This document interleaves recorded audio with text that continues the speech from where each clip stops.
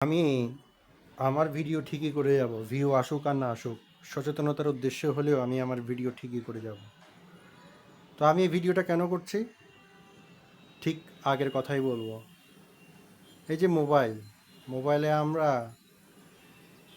মোবাইলটা নিচ্ছি, মোবাইলে প্রতিনিয়ত খারাপ ভিডিও আসছে।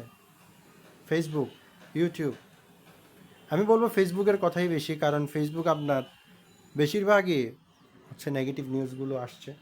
আমি ফেসবুক তেমন একটা চালাই না, অ্যাকাউন্ট আছে তবে চালাই না। তো আমি খুব ইম্পর্ট্যান্ট একটা ভিডিও করছি এখন। এই যে খারাপ ভিডিও থেকে মুক্তির জন্য আপনাকে অবশ্যই রেস্ট্রিক্টেড মোড অন করে রাখতে হবে। কাফ গার্ড একটি অ্যাপ আছে, এটা আপনি চালিয়ে ইউজ করতে পারেন। কাফ গার্ড, আপনারা যদি ওই অ্যাপের লিঙ্ক চান, আমি নিজে ইউজ করি। আপনারা যদি ওই অ্যাপের লিঙ্ক চান, আমি অবশ্যই দেবো আপনাদেরকে, কমেন্ট করুন। তো এতে করে হবে কি, কিছুটা হলেও আপনি সুরক্ষিত থাকবেন। কীরকম সুরক্ষিত? এই যে নেগেটিভ আপনি আপনার যেই ভিডিওগুলো আসছে, এগুলো থেকে আপনি কিছুটা হলেও রেহাই পাবেন।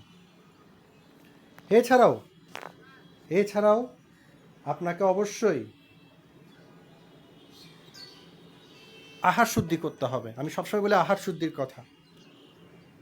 আহারের প্রহারে আপনি প্রতিনিয়ত শেষ হচ্ছেন এবং একটা সময় মারাও যাবেন। মারা আমরা সবাই যাব, আমিও যাব। কিন্তু স্বাভাবিক মৃত্যু আর অস্বাভাবিক মৃত্যুর মধ্যে পার্থক্য আছে। স্বাভাবিক মৃত্যু আর অস্বাভাবিক মৃত্যুর মধ্যে কি আছে? পার্থক্য আছে। এই যে স্বাভাবিক মৃত্যুটা, এই যে এই যে আমি বলছি যে স্বাভাবিক মৃত্যু, অর্থাৎ নিরোগ দেহ। আমরা তো প্রায় সময় বলি যে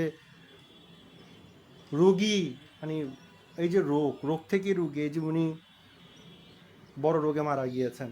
তো নিরোগ দেহেও কিন্তু মৃত্যুবরণ করা যায়, এটা আমরা বিভিন্ন স্টোরি দেখলে বুঝতে পারি। তো সেই কারণে আমি সবসময় বলবো, আপনারা নিরোগ দেহে মৃত্যুবরণ অর্থাৎ স্বাভাবিক মৃত্যু গ্রহণের জন্য অবশ্যই আহার শুদ্ধি করুন। আহার শুদ্ধি থেকেই আসবে চিত্তশুদ্ধি, যেটা আমি সবসময় বলি। এছাড়াও চিত্তশুদ্ধি হতে পারে, সেটা আরও অনেক প্রক্রিয়া আছে, কিন্তু আমার মতে সবার আগে আহার শুদ্ধি করার প্রয়োজন। আহার শুদ্ধি থেকেই আসবে দেহশুদ্ধি, দেহশুদ্ধি থেকেই আসবে চিত্তশুদ্ধি। তাই আসুন আমরা সবাই মনোযোগী হই, আহার শুদ্ধি করি, তামসিক আহার পরিহার করি। এই তামসিক আহার পরিহারের জন্য সবার আগে আপনাকে আমাদের এই দেহকে মাঝে মাঝে রেস্ট দিতে হবে। আমাদের এই দেহ কীভাবে রেস্ট পায়?